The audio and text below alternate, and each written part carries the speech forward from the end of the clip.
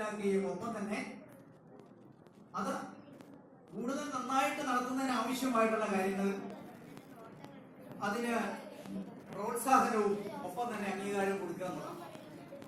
നമുക്ക് കൃത്യമായ കുറെ കാര്യങ്ങൾ ഈ അസോസിയേഷൻ റിപ്പോർട്ടിൽ കണ്ടേ.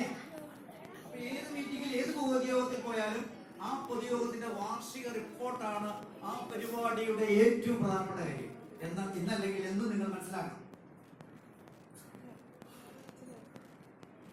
ഓക്കെ, അപ്പോ പടം വരയ്ക്കാൻ വേണ്ടി തയ്യാറായി വന്നിരിക്കുകയാണ്.